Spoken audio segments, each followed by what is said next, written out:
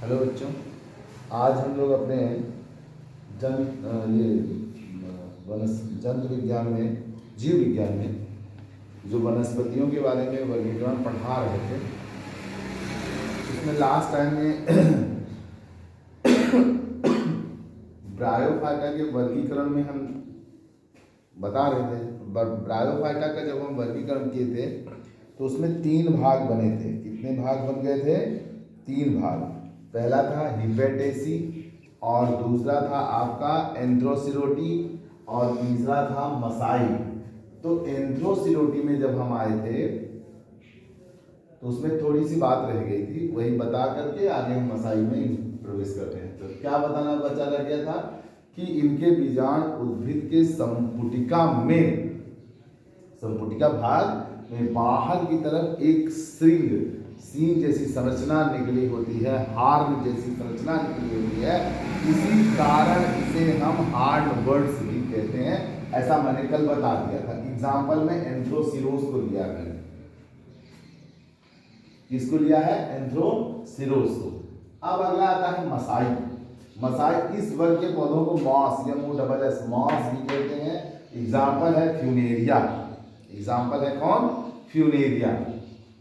अब बात आता है, देखिए जब आप फ्यूनेरिया में लेंगे ना, तो फ्यूनेरिया में पत्ती के साथ ऐसे पतला सा संरचना निकला रहता है, समझ गया? फ्यूनेरिया में।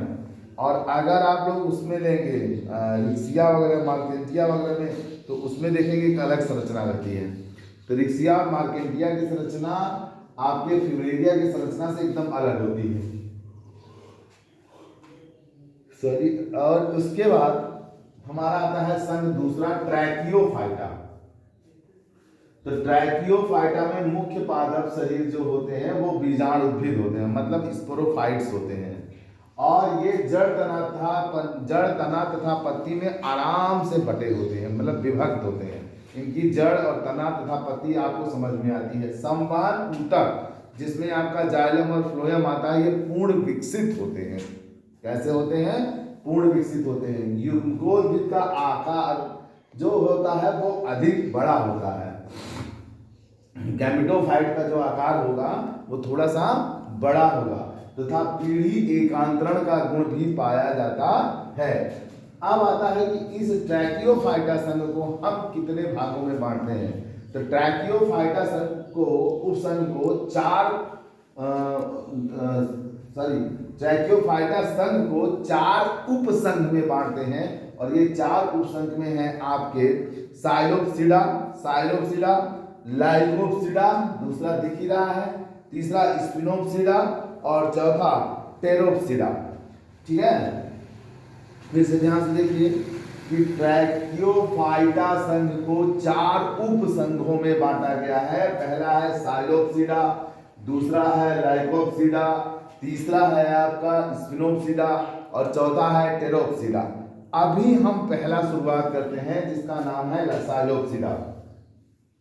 साइलोप्सिडा में जो संवहन बंडल होगा, मतलब जो जल और भोजन को ले जाने वाला भाग होगा, वो सिर्फ और सिर्फ तने तक सीमित होता है। पत्ती तथा वह जड़ का अभाव होता है। जड़ के स्थान पर इसमें मूलाभास पाया जाता है, जो जल के अवशोषण का प्रमुख कार्य करता है। इसी तरह से बीजाणुधानियां जो होती हैं, स्पोरोफाइट्स जो होती हैं, पौधे के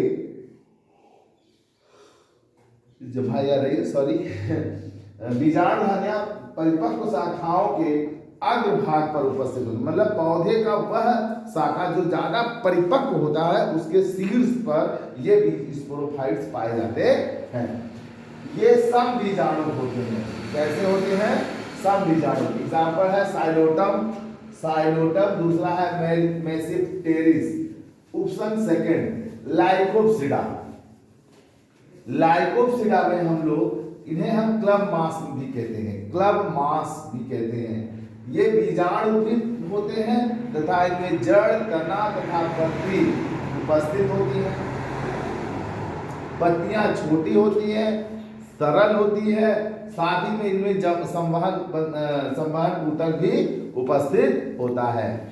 फिर कहता है कि बीजाणु धारण करने के बाद जब इसमें बीजाणु बन जाए, गुच्छों में बनता है, तो हम इसे बीजाणु पर्ण कहते हैं। इसे हम लोग क्या कहते हैं? बीजाणु पर्ण कहते हैं।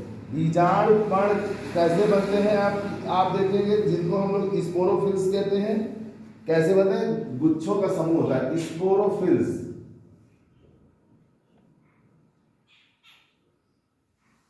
कहते हैं शाखाओं के शीर्ष पर बीजाणु पर्णों का एक गुच्छा बनता है। वही बात मैंने बताया कि शाखाओं के शीर्ष पर जहां पे बीजाणु पर्ण बनते हैं वो कैसे बनते हैं? गुच्छों में, बंच में बनते हैं, जिन्हें हम स्ट्रोबिलस या शंकु कहते हैं। जिसे हम लोग क्या कहते हैं? स्ट्रोबिलस या शंकु कहते हैं। इस संघ में सम बीजाणु सभी पौधे होते हैं। देखिए इसमें भी सम बीजाणु का है और लाइकोप्सिडा में भी सम बीजाणु का है। उदाहरण ले लीजिए, सम बीजाणु के कौन से? लाइकोपीडियम। लेकिन इसमें विषम बीजाणु भी देखने को मिलते हैं और उसका एग्जांपल है सैलाजिनेला। उसका एग्जांपल है सैलाजिनेला। ठीक है। अब आता है स्पिनोप्सिडा। स्पिनोप्सिडा पौधों को हॉर्स टेल भी कहते हैं, घोड़े की पूंछ भी कहते हैं। पौधे जड़ तथा पत्तियों में बटे होते हैं। पत्तियां छोटी और चक्र में होती है। मतलब जो पौधा होता है वो जड़, तना तथा पत्ती में आराम से आप देख करके डिवाइड कर सकते हैं। लेकिन जो पत्तियां होती है वो छोटी होती है और चक्र बनाए होती है। तने पर पर्व संधियां नोड्स पाए जाते हैं तथा पर्व इंटर नोड भी पाए जाते हैं। तने पर पर्व संधियां तथा पर्व पाए जाते हैं, इंटर नोड तथा नोड दोनों पाए जाते हैं। ठीक, इसके आगे कुछ और पॉइंट्स हैं। आज बस यहीं तक, हम अगली वीडियो में आपको और देंगे। धन्यवाद बच्चों।